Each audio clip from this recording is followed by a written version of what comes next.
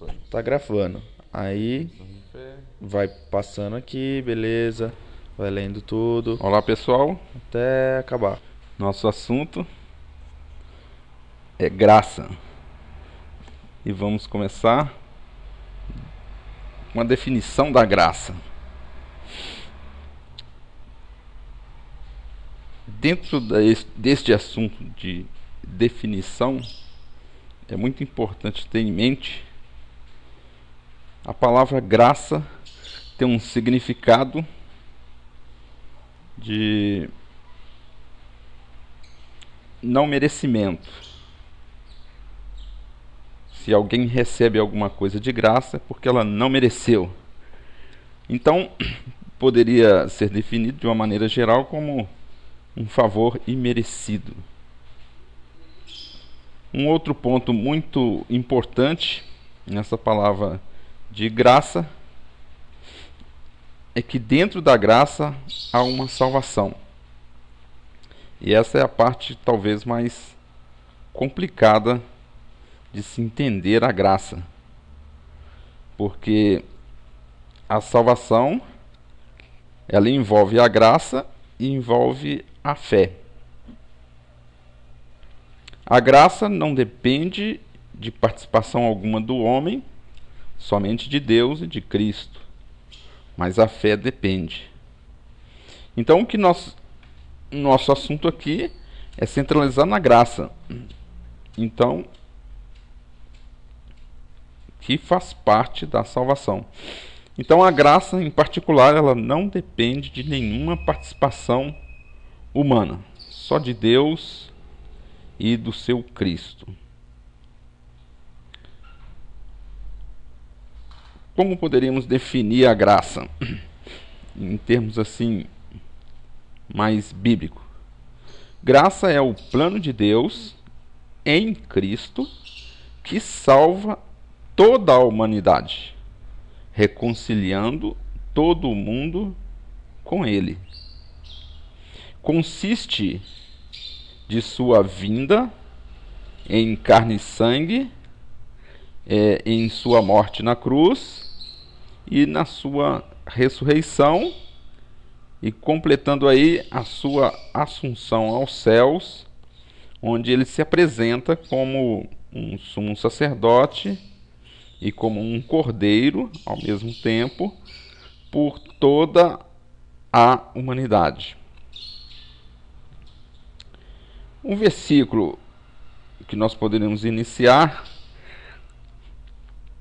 para a nossa reflexão é 1 Timóteo 2, 3 até o 4. Esse versículo diz: Isto é bom e aceitável diante de Deus, nosso Salvador. O que é bom e o que é aceitável diante de Deus, nosso Salvador? É que Ele deseja que todos os homens sejam salvos e cheguem ao pleno conhecimento da verdade. Esse versículo sugere uma reflexão importante, uma vez que se Deus deseja alguma coisa, certamente, de alguma maneira, de alguma forma, Ele vai alcançar o seu objetivo, porque Deus não é homem para fazer um plano e não chegar até o seu final, porque não tem impedimento algum que o possa impedir. Se Ele deseja que todos os homens sejam salvos e cheguem ao pleno conhecimento da verdade, de alguma maneira Ele vai alcançar esse objetivo, por mais difícil que pareça na nossa mente que isso possa acontecer. Em 1 Timóteo 4,10, há uma outra informação importante. Ora, é para esse fim que labutamos e nos esforçamos sobremodo, porquanto temos posto a nossa esperança no Deus vivo, Salvador de todos os homens, especialmente dos fiéis. Nós sabemos que no mundo tem as pessoas do mundo, que não creem em Deus, e as pessoas da igreja, que creem em Deus. Logicamente também tem um grupo aí que fica entre esses dois grupos. Mas vamos considerar só os dois grupos. Esse versículo diz que Deus não fez nenhuma acepção entre os que creem e os que não creem, no sentido de dar a graça a todos os homens. No sentido de salvação, nós podemos perceber que serão salvos somente aqueles que creem em Cristo. Mas no sentido da graça, é diferente do sentido da salvação. Então, a graça é para todos. A salvação depende dos que creem. Em resumo, o versículo de 1 Timóteo 4,10, ele diz, esclarece com muita clareza que Jesus é Salvador de todos os homens, mas de uma maneira especial dos fiéis, ou seja, daqueles que creem. Então significa que graça envolveu os dois grupos, os que creem e os que não creem, mas de uma maneira especial para o grupo que crê. Outro ponto importante é a gente conseguir entender e diferenciar graça da fé. São dois assuntos bíblicos importantíssimos que vai nos conduzir à salvação, porque em Efésios 2:8 diz: vós sois salvos pela graça, por meio da fé, que se alcança a salvação. Então nós temos graça, fé e salvação. A graça tem características diferentes da fé. A graça, em primeiro lugar, ela tem um local onde ela se estabelece, que este local é em Cristo, ou seja, no corpo de Cristo. Nós podemos considerar aqui no corpo de carne e também no corpo espiritual de Cristo. Cristo em espírito vivificante. Então, de uma maneira, a graça ela sempre está relacionada ao corpo de Cristo, o que Paulo costuma citar frequentemente, esta frase, em Cristo. Em contrapartida, a fé, ela é estabelecida em nós, e ela depende de nós ouvirmos a palavra de Deus. Outro ponto interessante é a origem da graça e da fé, ela é sempre em Deus. A graça vem de Deus e foi dada para nós em Cristo. A fé também vem de Deus e é nos dada para nós por meio do Evangelho. Então, nós temos essa diferença aí entre graça e fé. Graça é em Cristo, depende de Deus e do seu Cristo, e fé é em nós, que depende de nós ouvirmos a sua palavra, cremos, obedecemos, produzir frutos. E aqui nós poderíamos citar um versículo de Tiago que diz: fé sem obras é morta. A graça, no entanto, nunca se fala nada de obras humanas, somente a obra de Cristo. A graça, portanto, é coletiva, ela abrange todos os homens. E aqui a gente poderia citar um versículo muito conhecido que diz que Deus não faz exceção de pessoas. Se Deus desse a graça para um e a graça para outro, naturalmente nós iríamos perceber que Deus fez uma diferença entre pessoas. Dentro da graça não há. A graça é dada para todos. Talvez você possa perguntar assim, mas até Judas Iscariotes, aquele que é o filho da perdição, que a gente tem uma ideia de que ele realmente foi para o inferno, será que a graça também serviu para ele? Ora, se a graça foi para todos, tem que ter sido para ele também. Mas qual foi o problema de Judas? O problema de Judas foi a fé. Ele não colocou a fé em prática. E como nós vamos ver mais adiante, uma vez que você tem graça, mas não tem fé, ou a fé não foi aprovada, a graça se torna vã. E então a salvação também se tornou vã para ele, individualmente. Então, graça é coletiva para todos. Fé é individual, logicamente, para cada pessoa. Outra característica da graça é que ela foi consumada na cruz. Ou seja, ela teve o início, o meio e fim. Ela já terminou. Em contraposição com a fé, ela não terminou ainda. Ela está em processo em cada pessoa, em cada indivíduo.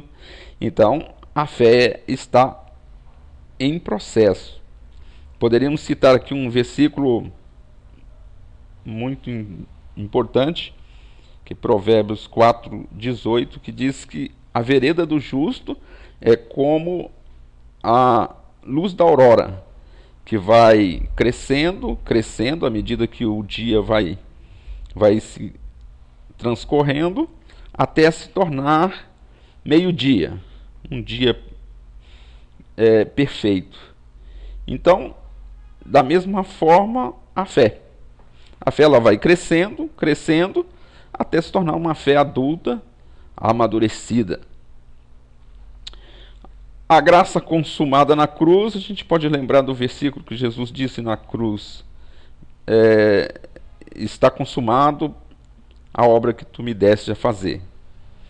Então, são dois versículos que falam de graça e falam de fé, sendo que a graça já está consumada na cruz, ou seja, todos os verbos que falam da graça na Bíblia, depois de Jesus Cristo, sempre vai estar relacionado ao passado.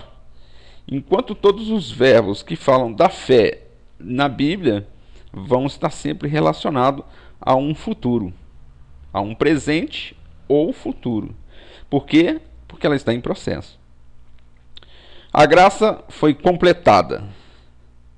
A fé é incompleta e vamos dizer que até cada indivíduo, cada cristão completar a sua carreira até a morte. Nós poderíamos citar um versículo aqui: ser fiel até a morte e dar-te-ei a coroa da vida. Né? O outro versículo de Paulo: acabei a carreira, guardei a fé, desde agora me está reservada a coroa da vida que ele me dará naquele dia, o dia da ressurreição. Então, a graça está completa, a fé está incompleta até completar a carreira da fé, ou a carreira da nossa própria vida. Outro ponto da graça: depende só de Deus e de Cristo, como já foi mencionado, sendo que a fé tem participação humana. Embora o homem não possa gerar a fé, porque quem gera a fé, quem é o autor e consumador da fé é o próprio Jesus, mas ele tem participação ouvindo, retendo a palavra no coração, crendo, obedecendo e entendendo. E eu gosto de ressaltar que se não houver um entendimento correto da palavra de Deus, é impossível ter uma fé correta. Então nós temos que ter essa preocupação de buscar realmente a interpretação bíblica correta, para não corrermos o risco de termos uma fé pervertida, como foi o caso de Mineu e Fileto, que pensaram que a ressurreição já havia se cumprido, e ensinaram muitos e perverteram a fé de muitos. Então nós temos esse exemplo de fé pervertida, fé baseada em tradições humanas, fé baseada em pensamentos humanos. Não importa se é teólogo, se é famoso, quantos livros ele escreveu. O que importa é se ela está realmente alicerçada dentro dos padrões bíblicos, sem contradizer nenhum versículo. Porque caso isso aconteça, nós vamos ter que entender o que é que deu errado aí. Porque a Bíblia, se ela tem se ela foi escrita por Deus, teve uma participação ativa do Espírito Santo, não dá para admitir que ela tem erro. E se houver algum erro dentro da interpretação, tem que ser corrigido, até que todos os erros sejam eliminados e possamos ter então uma fé pura, genuína, conforme a palavra de Deus. Às vezes esse erro vem por causa de uma tradução errada, às vezes esse erro vem por causa de uma compreensão incorreta da língua, a vírgula foi colocada no lugar errado, e erros de português, e assim por diante. O importante é dizer e entender que a fé tem participação humana, e ele tem que ouvir, crer e obedecer, e ouvir a palavra, que é a palavra de Deus. Não pode ser uma palavra fermentada, contaminada. Em outras palavras, adulterada, no sentido de quando você adultera uma gasolina, você coloca água dentro dela. Então, a palavra de Deus não pode sofrer esse tipo de adulteração. Então, a fé vem pelo ouvir. E ouvir a palavra de Deus. E tem participação humana, sim. A graça já não tem. A graça depende só de Deus, depende só de Cristo. Então nós temos que fazer essa distinção entre fé e graça, senão nós vamos entrar em contradição aí. Porque a graça não tem mérito nenhum de nenhuma pessoa ter ou não ter graça. Agora a fé, vamos dizer que há um pouco de mérito aí, no sentido de que a pessoa abriu o coração, creu, ouviu, embora a participação seja mais receptiva do que ativa, mas tem participação. Um símbolo bem fácil de se entender da graça é o pão sem fermento. O pão, como todos sabem, é feito do trigo moído. O trigo tem uma representação da palavra de Deus. Sem fermento é sem nenhum ingrediente para que isso cresça, como se faz com o bolo. Então, o pão sem fermento significa a palavra de Deus sem a participação humana, sem a intromissão do homem. Nós temos outros símbolos na Bíblia, como por exemplo, o altar de Deus não poderia ser de pedra lavrada, que não houvesse sido colocado ferramentas sobre ele.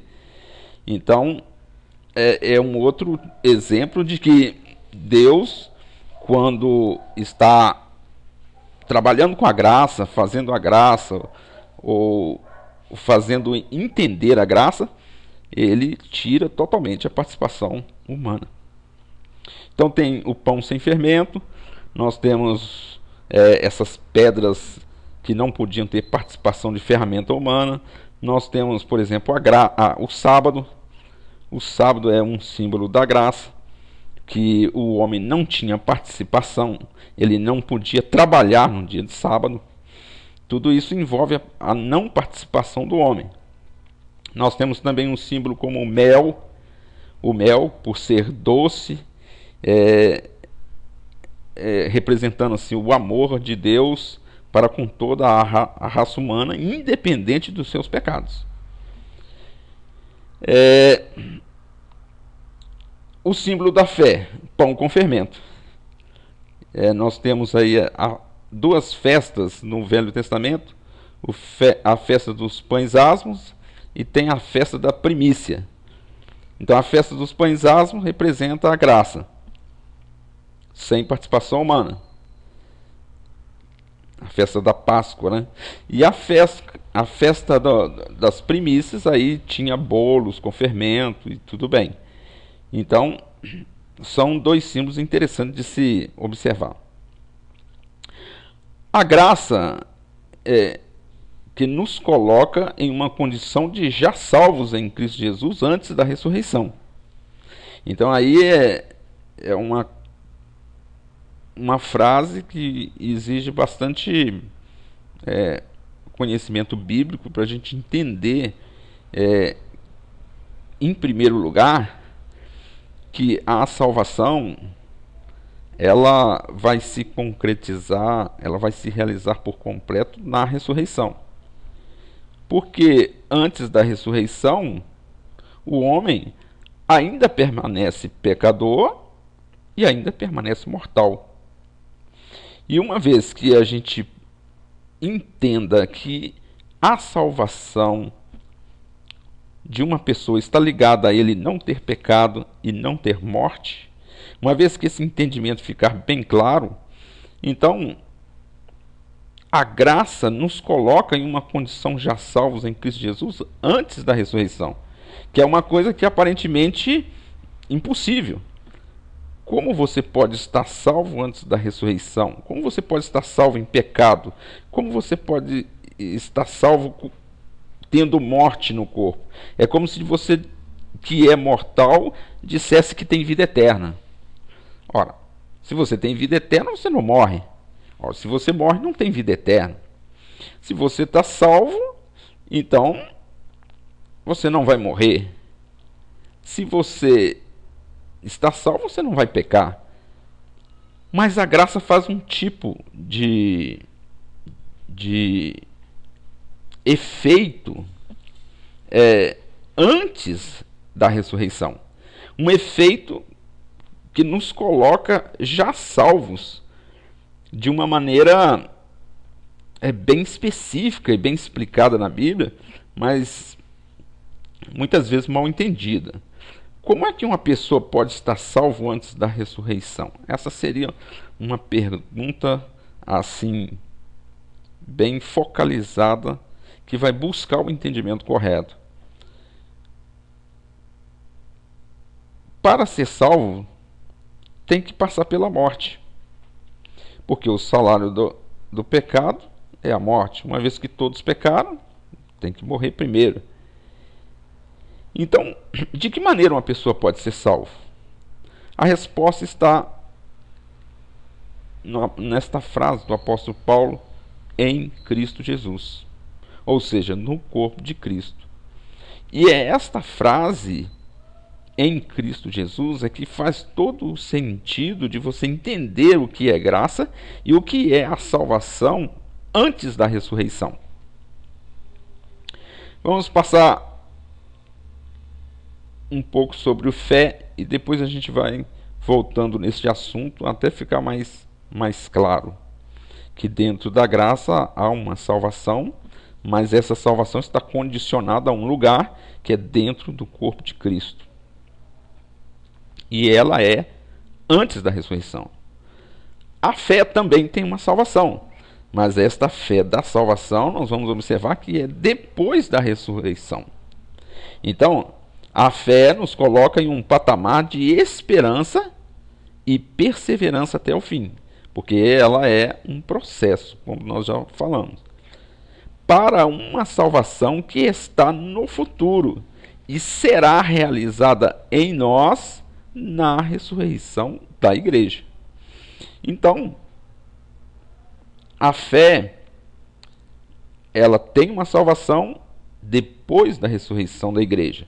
A graça tem uma salvação antes da ressurreição da igreja. E a fé é em nós, a graça é em Cristo. A última observação é que o verbo da graça, quando se relaciona à graça, sempre está no passado. Também já foi dito, o verbo da fé sempre estará no futuro. Como, por exemplo, vós sois salvos em Cristo Jesus. Vós sois filhos de Deus pela fé em Cristo Jesus. Nós vemos aí o verbo está no passado. Já a fé coloca o verbo no futuro. Sereis salvos se permanecerdes fiel até o fim. Então, fica bem evidente aí quando a gente percebe o tempo do verbo. Se o escritor está falando de uma salvação relativa à graça ou está falando de uma salvação relativa à fé. É só olhar o tempo do verbo. Em 2 Timóteo 1,9 até o 12, nós vamos encontrar aqui a primeira frase. Ele nos salvou. A primeira observação é que o tempo está no passado. Então ele está se referindo à salvação relativa à graça. Ele nos salvou. E nos chamou com santa vocação. Esse chamado da santa vocação é o Evangelho. E a aceitação do Evangelho, a aceitação da fé, o crer, tem a ver com a resposta desse chamado. Primeiro ele nos salva pela graça, e depois ele nos chama, através do seu Evangelho, para ter uma santa vocação, uma vocação santa dentro do corpo de Cristo, ou dentro da igreja. Então, Paulo continua explicando. Ele nos salvou e nos chamou com santa vocação, não segundo as nossas obras. Então, aí tem a explicação de que a fé não depende de obras humanas, mas conforme a própria determinação e graça de quem? De Deus. Ele determinou e ele teve a graça de nos dar este favor imerecido. Conforme a sua própria determinação e graça que nos foi dada em Cristo Jesus. Então a graça não poderia ser dada diretamente para nós, senão Deus seria injusto. Então o que ele fez? Ele deu a graça para Cristo e a graça nos foi dada em Cristo. Então Cristo foi o mediador da graça de Deus. E é interessante aqui lembrar que isso aí foi para todos. Essa parte que a graça foi dada em Cristo, isso aconteceu antes dos tempos eternos. Mas ela só foi manifestada agora. Esse agora aqui é na época de Paulo, quando o aparecimento, o surgimento de Jesus em carne, em vida, a sua morte, a sua ressurreição, estava ali bem evidente naquele momento. Então, Paulo escreve que a graça nos foi dada em Cristo Jesus, ela foi feita antes dos tempos eternos, ela foi manifestada agora que Cristo veio, pelo aparecimento do nosso Senhor Jesus Cristo. Então esse agora aqui tem, para nós, tem um tempo já de quase 2000 anos, né? Mas para Paulo, para o escritor, era o agora, estava bem mais próximo. O qual Jesus não só destruiu a morte, olha que interessante. Aqui a Bíblia diz que a morte foi destruída, mas nós sabemos que em nós existe morte. Existe morte em todas as pessoas, os cemitérios estão repletos de pessoas que já morreram, os hospitais estão repletos de pessoas que estão morrendo. Como é que a Bíblia diz, a morte já foi destruída?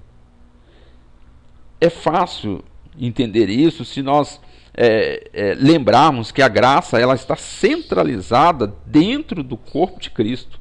Então nós podemos imaginar assim que dentro do corpo de Cristo não tem morte. Até mesmo porque já houve a morte e ele ressuscitou. E da agora para frente que ele ressuscitou, não existe mais morte em Cristo. Então, a morte foi destruída, mas aonde? Em Cristo Jesus. E em nós tem morte? Tem. Em nós ainda tem morte. Mas em Cristo não tem. Quando trouxe luz à vida, ou seja, quando é que a morte foi destruída? Quando Cristo ressuscitou. E aonde que ela foi destruída? No corpo de Cristo, pela sua ressurreição. Então, Cristo destruiu a morte e trouxe luz à vida e a imortalidade, mediante o Evangelho. Então, o Evangelho, ele produz em nós a fé. Produz em nós este conhecimento de que em Cristo Jesus já foi destruída a morte e já foi destruído o pecado. E isto é a graça em ação. E Paulo continua dizendo: para o qual o Evangelho eu fui designado pregador, apóstolo e mestre. E por isso estou sofrendo estas coisas. Todavia não me envergonho, porque sei em quem tenho crido e estou certo de que Ele é poderoso para guardar o meu depósito até aquele dia. Então, nós temos aí a graça foi manifestada com o aparecimento de Jesus, destruindo a morte, destruindo o pecado e estabelecendo em nós uma nova era, a era do Evangelho, a era da graça, onde nós podemos e somos salvos pela graça em Cristo Jesus. O próximo passo, 2 Timóteo 2:1.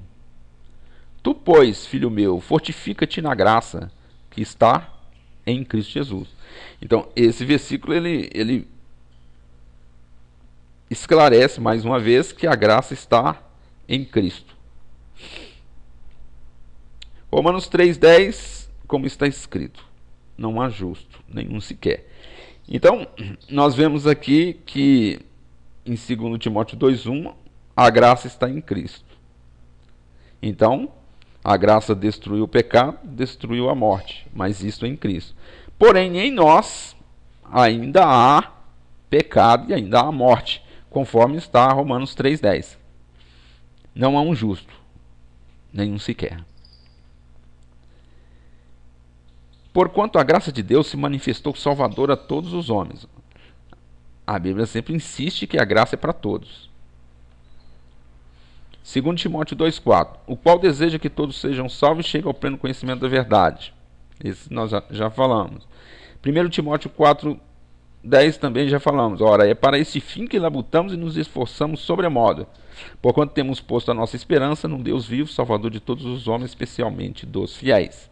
Sempre dizendo aí a mesma coisa, que a graça é para todos. Romanos 11:32, porque Deus a todos encerrou na desobediência a fim de usar de misericórdia para com todos. Então, como explica isso? A graça é para todos, sendo que uns creem, outros não. Ora, simplesmente ele encerrou todos debaixo da desobediência. Mas aí vem a segunda parte, a fim de usar de misericórdia para com todos.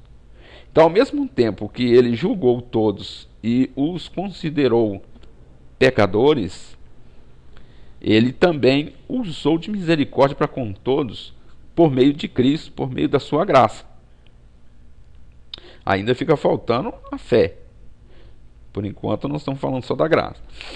Gálatas 3:22, mas a Escritura encerrou tudo sobre o pecado para que mediante a fé em Cristo Jesus fosse a promessa concedida aos que creem. Então agora apareceu a fé. A fé agora vai depender do homem. E uma vez que ela depende do homem crer, ouvir, obedecer, reter a palavra no seu coração, e assim por diante, então a fé ela vai ser de alguns e de outros não. Porque depende do homem. Diferente da graça, que não depende. Romanos 5:17. Se pela ofensa de um, quem é esse? Adão.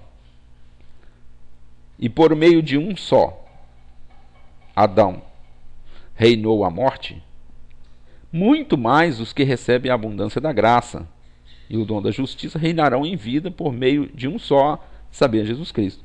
Quer dizer, se o pecado de Adão teve a força de condenar todos os seres vivos à morte, Paulo está justificando que a graça de Deus, a obediência de Cristo e a ação dele obedecer a Deus segundo a graça de Deus que estava nele, ela não só pode, como trouxe justiça a todos os homens em Cristo Jesus. Ou seja, por um entrou a morte, por outro entrou a graça. E Paulo justifica que a graça não é menor do que a ofensa, o pecado de Adão. Pelo contrário, a graça de Deus é maior do que o pecado de Adão. O pecado de Adão levou todos à morte, mas a graça de Cristo, a obediência de Cristo, leva todos à vida por meio dele. Isso dentro da graça. Romanos 5,19. Porque como pela desobediência de um só homem, muitos se tornaram pecadores, assim também, por meio da obediência de um só, muitos se tornaram justos. Tornarão justos, né? Porque aí ele já coloca o verbo no futuro, indicando que depende da fé. Aquele que não conhecia o pecado, Jesus Cristo, ele, Deus, o fez pecado por nós. Então, apesar de Cristo não ter pecado, ele sofreu a condenação do pecado, mas isso por nós, né? Ele o fez pecado por nós. A frase até sugere que a própria carne de Cristo, o próprio corpo de Cristo se tornou pecado. E isso por nós. E foi levado à morte. Uma vez que o corpo de Cristo se tornou pecado por nós e foi levado à morte, e isso nos livrou da sentença da morte e da sentença do pecado, que é a morte. Mas isto tem que sempre lembrar em Cristo. Para que nele em Cristo, o em Cristo sempre está presente, fôssemos feitos justiça de Deus. Só tem um jeito de nós sermos justos diante de Deus, é por meio de Cristo. Gálatas 3,13. Cristo nos resgatou da maldição da lei, fazendo-se ele próprio maldição em nosso lugar. Porque está escrito, maldito todo aquele que for pendurado em madeiro. Então, nós temos aí a maldição que caiu sobre Jesus Cristo, que é a mesma maldição que estava sobre Adão, lá no Jardim do Éden. E Cristo, ele nos resgatou da maldição da lei, fazendo-se ele próprio maldição em nosso lugar. Então nós temos aí uma morte de Cristo sendo substitutiva. Cristo morreu no nosso lugar. Mas a morte de Cristo não é somente substitutiva, ela é também inclusiva. Ela nos inclui na morte dele, segundo os próximos versículos que nós vamos ver agora. A morte de Cristo inclusiva. Romanos 6,6 até o 8. Sabendo isso, que foi crucificado com ele o nosso velho homem. Olha, o nosso velho homem sugere a Adão. O é uma pessoa conhecida, não é um desconhecido. Nosso tem participação de todos os seres humanos. Velho é o primeiro que nasceu, e homem que veio da terra. Então, sabendo isso, que foi crucificado com ele o nosso velho homem, algumas pessoas interpretam esse nosso velho homem como a pessoa que ele era antes de aceitar a Cristo. Mas essa é uma interpretação errada, porque se nós estivermos seguindo o raciocínio de Romanos 5 e trazendo já a ideia do apóstolo Paulo do capítulo 5 e entrando no capítulo 6, nós vamos perceber que o objetivo de Paulo ali é colocar que Adão foi crucificado com Cristo, ou seja, o nosso velho homem foi crucificado com Cristo, para que o corpo do pecado seja destruído e não sirvamos o pecado como escravos. Então nós temos aí a morte de Adão dentro do corpo de Cristo. E isto se tornou possível porque Cristo se fez participante de carne e sangue semelhante a Adão. Uma vez que Cristo é semelhante a Adão em carne e sangue, então quando a carne e sangue vai para a morte, Adão, que é também carne e sangue, também morre juntamente com Cristo. Então, Adão foi crucificado com Cristo. E neste momento em que o corpo de Cristo representa o corpo de Adão, então o pecado é destruído. E não sirvamos o pecado como escravos. Quer dizer, nós temos aí então uma liberdade, uma vez que havia uma escravidão do pecado sobre a carne, uma vez que a carne foi destruída no corpo de Cristo, então há também uma libertação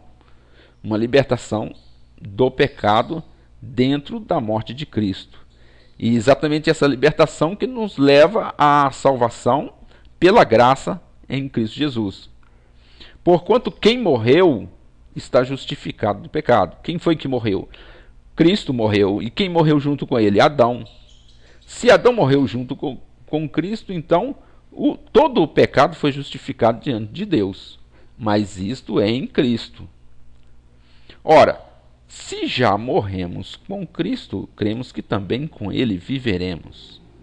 Ora, agora aqui, Paulo coloca em prática o resultado da morte de Cristo na nossa vida. Uma vez que temos consciência que estamos mortos com Cristo, que fomos crucificados juntamente com ele, então nós podemos crer que assim como Cristo ressuscitou, também podemos ressuscitar juntamente com ele. Se já morremos com Cristo, cremos que também com ele viveremos. Colossenses 3:3. Porque morrestes, e a vossa vida está oculta juntamente com Cristo em Deus. Então, é como Cristo levando dentro do seu corpo o nosso corpo, ou o corpo de Adão, porque de Adão vieram todos os homens. Então, de certa forma, dentro de Adão está todos os homens. Quando Cristo morre e ressuscita e vai até o céu, dentro do corpo de Cristo, de alguma maneira, todos os homens estão se apresentando a Deus como mortos em Cristo. É isto que esse versículo de Colossenses 3:3 está dizendo. Porque morrestes. Este verbo está no passado. Porque morrestes e a vossa vida está oculta juntamente com Cristo em Deus. Romanos 6:3. Ou porventura ignorais que todos nós que fomos batizados em Cristo Jesus fomos batizados em sua morte? Então aqui ele traz o significado do batismo. O batismo é um mergulho. Mas um mergulho aonde? Na água? Não exatamente na água. A água é simplesmente um símbolo. O mergulho é na morte. Uma vez que morremos juntamente com Cristo, então com Cristo também adquirimos o direito de ressuscitar nele por meio da graça. Agora, vamos ressuscitar realmente ou não? Vai depender da fé. Vamos ser salvos realmente ou não? Vai depender da fé. Mas por enquanto, dentro da graça, já há uma salvação para todos os homens. Basta crer, ouvir e obedecer. É maravilhoso entender que a obra já foi feita em Cristo e que está dependendo agora simplesmente da nossa aceitação e do nosso mergulho dentro da morte de Cristo. E isso acontece por meio da fé, ouvindo a palavra e obedecendo. 2 Coríntios 5,14. Pois o amor de Cristo nos constrange, julgando nós isto. Um morreu por todos, logo todos morreram. Se Cristo morreu por todos, logo todos morreram. É a mesma coisa que Paulo disse lá em Romanos 6,6. O nosso velho homem foi crucificado com Cristo. Se um morreu por todos, logo todos morreram. Mas morreram aonde? Em Cristo.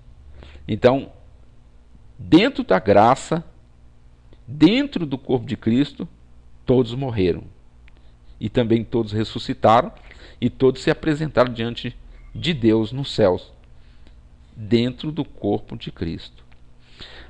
Hebreus 2,14 mostra a ligação de Adão com Cristo. Olha que interessante. Visto, pois, que os filhos de quem? Filhos de Adão. Ou os filhos deste mundo. Mas vamos ficar bem entendido que é os filhos de Adão. Visto, pois, que os filhos de Adão têm participação comum, quer dizer, todos participam de carne e sangue, destes filhos de Adão, também ele quem? Jesus. Igualmente participou. Participou de quê? Participou de carne e sangue. Então, Cristo participou de carne e sangue igualmente com os filhos de Adão. Nesta hora, ele se tornou semelhante a Adão. É aí que está a semelhança. E uma vez que ele se torna semelhante a Adão, a morte de Cristo é também a morte de Adão. Destes também ele, Jesus, igualmente participou. Para quê? Por sua morte, destruísse aquele que tem o poder da morte, a saber, o diabo. Olha que interessante, dentro do corpo de Cristo, dentro da graça, o diabo já está destruído. e o poder dele já foi totalmente anulado. Porém, dentro do nosso corpo, no nosso mundo real, nós sabemos que o diabo está aí operando no mundo e tentando até os cristãos a todo momento. Mas dentro da graça, no corpo de Cristo, ele já foi destruído. Romanos 6,4. Fomos, pois, sepultados com ele. Uma vez que nós morremos com ele, qual que é o próximo passo? Ser sepultado com ele. E qual que é o terceiro passo? Ressuscitar com ele. E qual que é o quarto passo? É subir com ele até a presença de Deus. Então, é onde eu digo, dentro da graça está a salvação para todos os homens. Mas temos que lembrar, a graça não está isolada da salvação e nem da fé. É preciso unir a graça com a fé para depois chegarmos na ressurreição. Se a graça tem uma salvação completa, consumada, todos não deveriam estar salvos? Não, porque depende da fé. Se depende da fé, e a fé não é de todos, então a graça que tem uma salvação para todos, ela vai se tornar vã, vai se tornar inútil para aquele que não tiver fé, ou para aquele que tiver uma fé que não for aprovada por Deus. Porque a fé sem obras é morta. A graça não tem como produzir, ela não exige obras nossas. A graça não exige frutos nossos, mas a fé exige. A fé exige obras, a fé exige produzir frutos que agradam a Deus. Então, a salvação tem que ser a união da graça com a fé. Fomos, pois, sepultados com ele, dentro da graça, com ele na sua morte, pelo batismo. O batismo é um símbolo desse mergulho do homem com Cristo. Para que, como Cristo foi ressuscitado dentre os mortos, pela glória do Pai, assim também andemos nós em novidade de vida. Então, essa novidade de vida é o resultado que o Evangelho tem que produzir em nossa vida, ou seja, os frutos da fé. Agora aqui, andemos nós em novidade de vida, ou seja, andemos nós produzindo frutos de fé, de obediência, de conhecimento, de adoração e assim por diante. Colossenses 2,12. Tendo sido sepultados juntamente com ele, sempre com ele. Não tem como ser diferente. É o mesmo que ele disse: eu sou a videira, vós sois os ramos. Todo ramo que estiver ligado em mim dará bons frutos. Todo ramo que estiver ligado em mim, mas não produzir frutos, será cortado e lançado no fogo. Então, tendo sido sepultado juntamente com ele, ou seja, ligado na videira, no batismo, no qual igualmente fostes ressuscitados, mediante a fé no poder de Deus que o ressuscitou dentre os mortos, igualmente fosse ressuscitado. Uma vez que fomos mortos, fomos sepultados, então o próximo passo é ser ressuscitado. E tudo isso acontece num ambiente de fé, num ambiente de graça e também de fé. Ressuscitado mediante a fé no poder de Deus que o ressuscitou dentre os mortos. Portanto, se fostes ressuscitados juntamente com Cristo, buscai as coisas lá do alto, onde Cristo vive, assentado à direita de Deus. Então aqui, Paulo já está nos dando uma orientação de como viver dentro do Evangelho, buscando não as coisas terrenas, não as coisas passageiras, mas as coisas lá do alto, as coisas celestiais, as coisas que são eternas. Buscai as coisas lá do alto, onde Cristo vive e está assentado à direita de Deus. E no versículo seguinte ele diz: não busque as coisas terrenas, porque a nossa vida está escondida com ele em Deus. Romanos 6,8. Ora, se já morremos com Cristo, cremos também que com ele viveremos. Então aí, esses versículos ligam a morte de Cristo com a ressurreição de Cristo.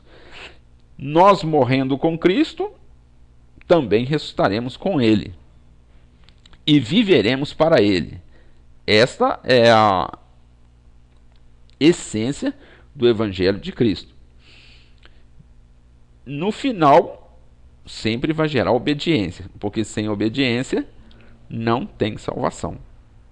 Deus não vai aceitar ninguém no céu sem uma obediência voluntária a Ele. Senão, Ele estaria infringindo uma lei própria de si mesmo, de deixar de ser justo. Ele continua sendo justo, mesmo aceitando uma pessoa que não praticou a justiça, mas isso vem por meio de Cristo e por meio da fé. 2 Coríntios 5,19, a saber, que Deus estava em Cristo. Deus estava em Cristo. O que ele estava fazendo? Reconciliando consigo o mundo. Olha, aqui não está dizendo reconciliando consigo a igreja. Está dizendo reconciliando consigo o mundo. Então o mundo foi reconciliado com Deus dentro do corpo de Cristo, não imputando aos homens as suas transgressões, e nos confiou a palavra da reconciliação. Uma vez que ele mostra a graça, Deus tratando todos, reconciliando todo mundo consigo, aí ele vem e traz também a palavra da reconciliação, que vai produzir a fé, e a fé vai produzir as obras, e as obras vão ser provadas. Se Deus aprovar as obras, então haverá salvação. Porque Deus amou o mundo de tal maneira que deu o seu Filho unigênito para que todo aquele que nele crê não pereça, mas tenha a vida eterna. Então esse versículo sugere a imagem de um funil com a boca grande voltada para cima e uma pequena saída, onde todo mundo cabe dentro desse funil, mas na saída só saem os que creem. Porque Deus amou o mundo de tal maneira, ou seja, a boca grande do funil é a graça, e a boca pequena é os aprovados pela fé. Porque Deus amou o mundo de tal maneira que deu o seu Filho unigênito, para que todo aquele que nele crê não pereça, mas tenha a vida eterna. Aqui ele colocou tanto a graça como a fé no mesmo versículo. Porque eu, Paulo, mediante a própria lei, morri para a lei, a fim de viver para Deus. Estou crucificado com Cristo. Então esse é um dos resultados que o Evangelho produz na mente do cristão. A sua própria morte. Morte para o pecado, morte para a lei, morte para o mundo. Uma vez que o crente, o cristão, ele está consciente que ele está morto dentro do corpo de Cristo, o que resta agora é ele viver uma vida não mais para si mesmo, não mais para o mundo, não mais para uma pessoa de carne e osso, como seguidor ou discípulo de carne, mas para Cristo. Viver uma vida para Cristo. E isto essa frase, estou crucificado com Cristo, sugere o que Cristo disse quando ele disse que quem quiser ser meu discípulo, negue-se a si mesmo, toma a sua cruz e siga-me. Gálatas 2:20, logo já não sou eu quem vive, mas Cristo vive em mim. E esse viver que agora tenho na carne, vivo pela fé no Filho de Deus, que me amou e a si mesmo se entregou por mim. Então agora aqui nós temos o resultado da graça e o resultado da fé. Uma vida voltada para Deus e para o seu Cristo. Uma vida de obediência à sua palavra e ao seu evangelho. Carne crucificada. E os que são de Cristo Jesus crucificaram a carne com as suas paixões e concupiscência. Uma vez que a carne não é submissa à lei de Deus, a carne está sempre puxando paixões e desejos e vontades que não são a vontade de Deus, não são a determinação de Deus. Então a carne é insubmissa. Por isso, em Cristo Jesus, a carne foi crucificada. E em nós também tem que ser por meio de Cristo, para que o Evangelho possa realizar a sua função de nos purificar e descontaminar das contaminações do mundo. Longe de mim esteja gloriar-me, senão na cruz do nosso Senhor Jesus Cristo. Ninguém pode se gloriar de ser salvo, de ser evangélico, por ser melhor do que o outro. Por quê? Dentro da graça, Cristo morre para todos. Vai se gloriar de quê? Dentro da fé, também não tem como que se gloriar, porque a fé é nos dada por meio do Evangelho. E o Evangelho ele está acessível a todos. A única coisa que nós temos é receber. Que nós podemos dizer que nós recebemos e outros não. E disso não tem de que se gloriar. Então Paulo diz, longe de mim gloriar-me, senão da cruz do nosso Senhor Jesus Cristo, ou seja, do sofrimento que ele tem por causa do Evangelho. Disso ele achou que poderia se gloriar de sofrer por causa de Cristo. Pelo qual, o Evangelho, pelo qual o mundo está crucificado para mim e eu para o mundo. Essa deveria ser a nossa visão e a nossa meta e uma razão para nós não nos contaminarmos com as coisas mundanas, com o pecado do mundo. Há um versículo que diz, o mundo inteiro jaz no maligno. Então, o cristão ele tem que, de certa forma, estar separado do mundo, separado do sistema do mundo, de pecado, de morte, de violência e de tudo aquilo que o mundo traz dentro de si. Fazei, pois, morrer, Colossenses 3,5, a vossa natureza terrena. Fazei morrer a natureza terrena para fazer viver a natureza celestial. E ele coloca aqui, natureza terrena, prostituição, impureza, paixão lascívia, desejo maligno, avareza, e um detalhe, a avareza é idolatria. Que uma vez que um homem é avarento, ele se idolatra a si mesmo. Porque ele não se satisfaz com coisa alguma. Ele sempre quer mais como se fosse um ser insaciável. Então, a avareza e a idolatria estão associadas num mesmo tipo de pecado. Colossenses 3,3: porque morresse, a vossa vida está oculta juntamente com Cristo em Deus. Vida oculta em Deus é a nossa vida em Cristo. Né? Tem esse sentido de que uma vez que nós morremos com Cristo, fomos sepultados com Ele, ressuscitamos com Ele, e estamos no céu com Ele, e Ele está no céu também, e a nossa vida então está oculta, como Cristo fosse uma espécie de cofre, onde nossa vida estivesse lá dentro em Deus. E uma vez que quando Ele voltar, o que está manifestado em Cristo, dentro de Deus, será manifestado em nós, ou seja, aquela salvação que está dentro de Cristo, aguardando a aprovação da fé, ela vai ser manifestada na sua volta. É o que diz aí o versículo seguinte de Colossenses 3:3. 1 Pedro 1:4, para uma herança incorruptível, sem mácula, inacessível, reservada nos céus para vós outros.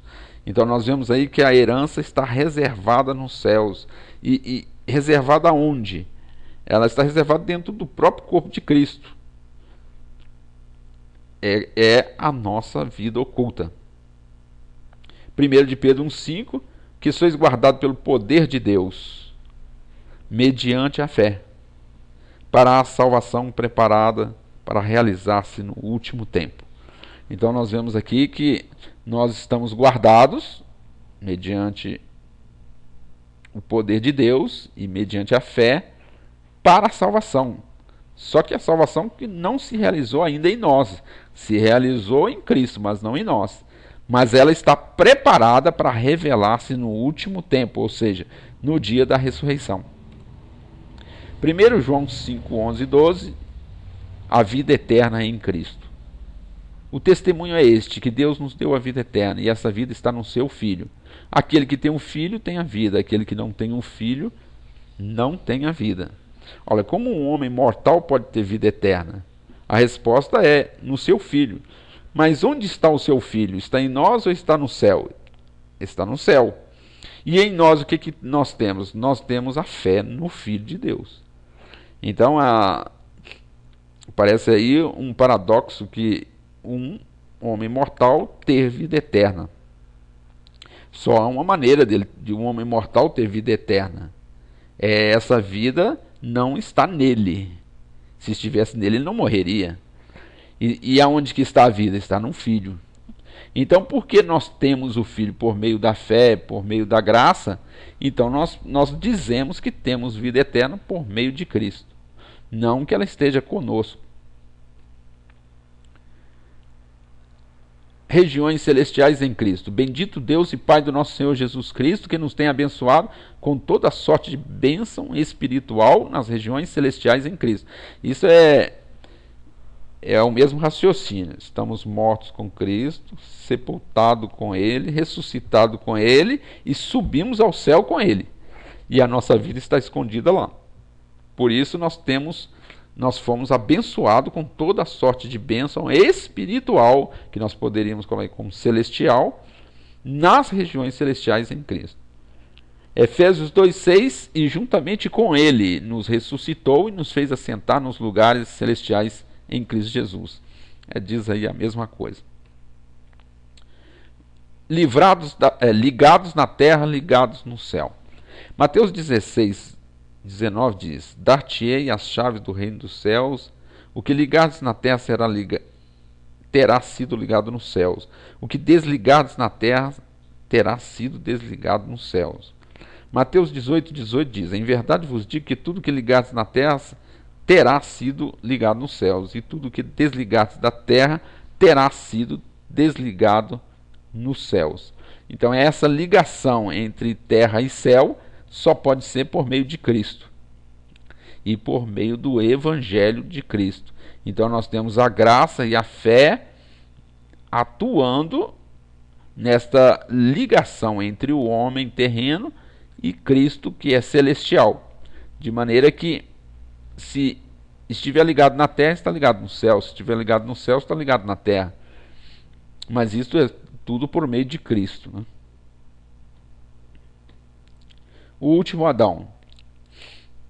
1 Coríntios 15:45. Pois está escrito: o primeiro homem, Adão, foi feito alma vivente, o último Adão, porém, é espírito vivificante. O último Adão é Cristo. Mas Cristo em que condição? Cristo na condição morta. A carne de Cristo morta representa o último Adão. Por que o último Adão? Porque dentro de Cristo foi morto todo o pecado de Adão e destruído toda a morte, todo o poder do diabo. Então Cristo se tornou o último Adão dentro da sua morte. E quando ele se fez o último Adão, ele destruiu toda a morte e todo o pecado de Adão e de todos que vieram da sua descendência. Vindo depois disso, ele ressuscitou e se tornou espírito vivificante. Agora ele está pronto para dar vida eterna para aqueles que têm fé. Então, o primeiro homem foi feito alma vivente, o último Adão, espírito vivificante. Um espírito que dá vida. É o próprio Jesus depois da ressurreição. E o último Adão é Jesus na sepultura. João capítulo 6, 63. O Espírito é o que vivifica, a carne para nada aproveita. As palavras que eu vos tenho dito são Espírito e são vida. Então, nós temos aí, Cristo é Espírito que vivifica. A carne para nada aproveita. Então, a carne, ela é insubmissa a Deus. Ela é fraca e não consegue ser submissa. Então a carne para nada aproveita. Por isso que carne e sangue não herdam o reino de Deus. Então Deus nos dará um outro corpo celestial. Esse corpo tem condições de obedecer a Deus. Romanos 6,6. Sabendo isso, que foi crucificado com ele o nosso velho homem, para que o corpo do pecado seja destruído, não sirvamos o pecado como escravos. Visto, pois, que os filhos têm participação comum de carne e sangue, desse também ele igualmente participou, para que por sua morte destruísse aquele que tem o poder da morte, a saber, o diabo.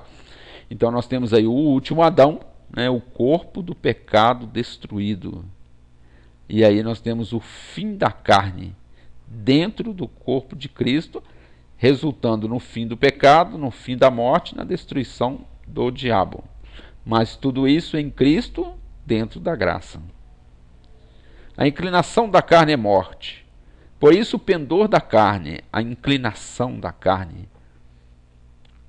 o se inclinar para a carne, o voltar-se a fazer os desejos da carne, e isso é inimizade contra Deus, pois não está sujeito à lei de Deus, nem mesmo pode estar. Não vos enganeis, de Deus não se zomba. Pois aquilo que o homem semear, isso também ceifará. Porque o que semeia para a sua própria carne, da carne colherá corrupção. A corrupção aqui tem um sentido de apodrecimento, ou da própria morte. Quem semear para a carne, colherá a morte. O que semear para o Espírito, do Espírito colherá a vida eterna. Uma parte interessante aqui, nesses versículos, é: não vos enganeis. Ou seja, não deixe ninguém te enganar, porque de Deus não se zomba. Pois aquilo que o homem semear, isto também ceifará. Então nós temos 3 enganos. O primeiro é que o homem engana a si mesmo. O segundo é que um outro homem engana outro homem. E o terceiro é que nós mesmos temos uma tendência de enganar outras pessoas. Então são 3 enganos.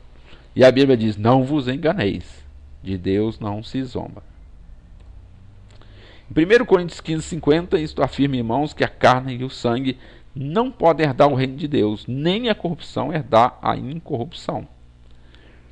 Carne e sangue não herdam o reino de Deus. Isso quer dizer que ele nos dará um outro corpo para aqueles que forem aprovados pela fé, um outro corpo que tem condições de obedecer a Deus, visto que a carne e o sangue, ela é sempre inimiga de Deus, né?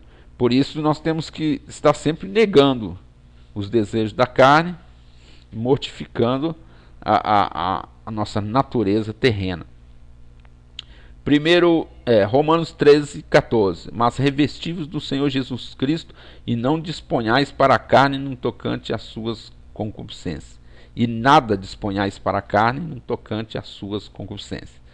Ou seja, nós temos que ter consciência que a carne é inimiga de Deus, e à medida que queiramos satisfazer os desejos da nossa carne, automaticamente nós estamos nos fazendo inimigo de Deus.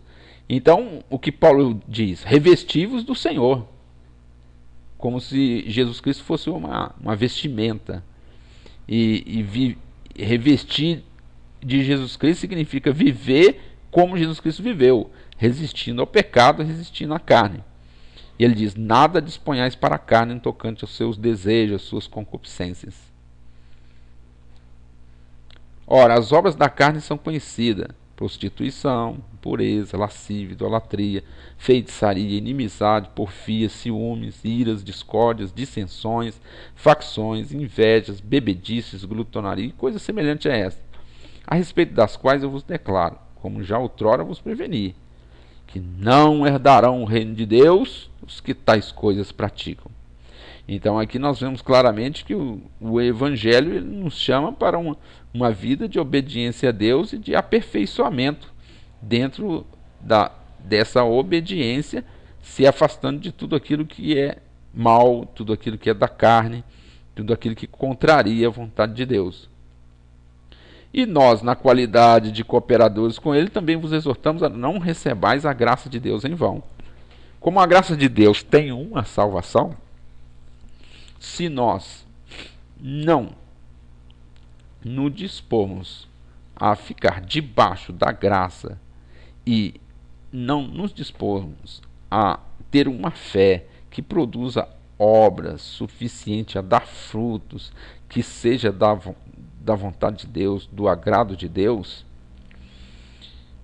então o que acontece? A graça que está em Deus, que tem a salvação para todos os homens, ela se torna vã individualmente para cada indivíduo que não quis saber de obedecer a Deus, que permaneceu produzindo frutos da carne.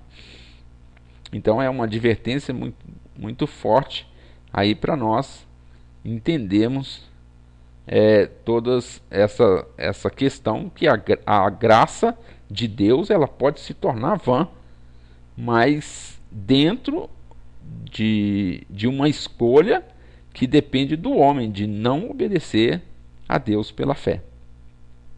1 Coríntios 15, 2, fé e graça vãs. Por ele também sois salvos. Se, esse se aí é muito importante, se retiverdes a palavra, tal como vos preguei, porque este se, ele indica a participação do homem dentro do evangelho. Por ele também sois salvos, se retiverdes a palavra, tal como vos preguei. Esse se, ele também exprime livre-arbítrio, que vai depender do homem, a menos que tenha escrito em vão. Quer dizer, quando é que uma pessoa pode crer em vão? Quando ele não retiver a palavra, ou ele se desviar da palavra e não produzir os frutos que ela tem que produzir. Antes de tudo, vos entreguei o que também recebi, que Cristo morreu pelos nossos pecados segundo as Escrituras, e foi sepultado e ressuscitou ao terceiro dia, segundo as Escrituras, e apareceu a Cefas, que é Pedro, e depois aos 12. Depois foi visto por mais de 500 irmãos de uma só vez, das quais a maioria sobrevive até agora, quer dizer, o tempo de Paulo. Porém, alguns já dormem. Depois foi visto por Tiago, mais tarde por todos os apóstolos. E afinal, depois de todos, foi visto por mim, Paulo, né? Como por um nascido fora do tempo. Porque eu sou o menor dos apóstolos, que mesmo não sou digno de ser chamado apóstolo, pois persegui a igreja de Deus. Mas, pela graça de Deus, sou o que sou, e a sua graça que me foi concedida não se tornou vã. Está vendo? Paulo não permitiu que a graça de Deus sobre a vida dele se tornasse vã, colocando a sua fé em ação de obediência à palavra de Deus. A graça de Deus me foi concedida e não se tornou vã. Antes trabalhei muito, até mais do que todos os outros apóstolos, todos eles. Todavia, não eu, mas a graça de Deus comigo. Então, Paulo tem a graça como um poder de Deus que atua dentro de nós para executarmos a vontade de Deus. Não anulo a graça de Deus. Não anulo a graça de Deus, pois se a justiça é mediante a lei, segue-se que morreu Cristo em vão. Então aqui ele diz que se nós voltarmos para a lei, para a obediência das leis de Moisés, se nós voltarmos a querer obedecer a Deus com as nossas próprias forças, com o nosso próprio conhecimento, sem a graça de Deus que está em Cristo Jesus, nós estaremos tentando praticar justiça pela nossa própria força. E isto é um motivo para que a graça de Deus também seja anulada. Então não podemos voltar mais para a lei. A lei já passou, está no Velho Testamento. A lei agora é o ministério da condenação, é o ministério de morte, é o ministério da letra. Enquanto a graça é o ministério do Espírito, é o ministério da justiça. Então nós temos aí a lei e temos a graça. Já não podemos mais voltar para a lei, temos que continuar o caminho dentro da graça. Se alguém quiser voltar a obedecer à lei de Moisés, Paulo fala uma coisa muito, muito forte para essa pessoa. Segue-se que morreu Cristo em vão para ele, porque Cristo nos resgatou de debaixo da lei. Se ele volta para a lei, ele está negando o sacrifício de Cristo e toda a obra de Cristo e toda a graça que ele nos deu gratuitamente nele mesmo. Graça multiplicada. 1 de Pedro 1,2, eleitos. Esse eleitos é em Cristo. Não tem outro jeito de ser eleito senão em Cristo. Segundo a presciência de Deus Pai, em santificação do Espírito para a obediência. Aí entrou a fé. E a aspersão do sangue de Cristo Jesus, de Jesus Cristo. Quando fala sangue, ele está se referindo à morte.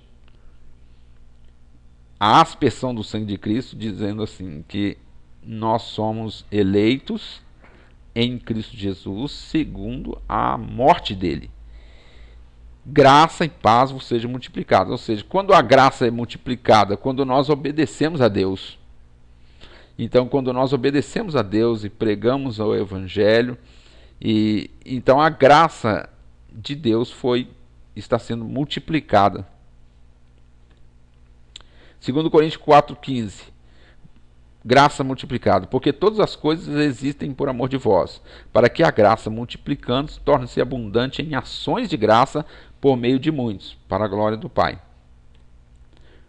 O dom de Cristo. E a graça foi concedida a cada um de nós, segundo a proporção do dom de Cristo. E ele mesmo concedeu uns para apóstolos, outros para profetas, outros para evangelistas e outros para pastores e mestres. Aqui a graça, ela tem esse ministério de apóstolo, profeta, evangelista, pastores e mestres, formando a igreja de Cristo, que vai atuar na pregação do evangelho. É preciso dessas 5 funções, né, atuarem dentro da igreja para que a igreja possa ser fortalecida e ensinada de maneira correta.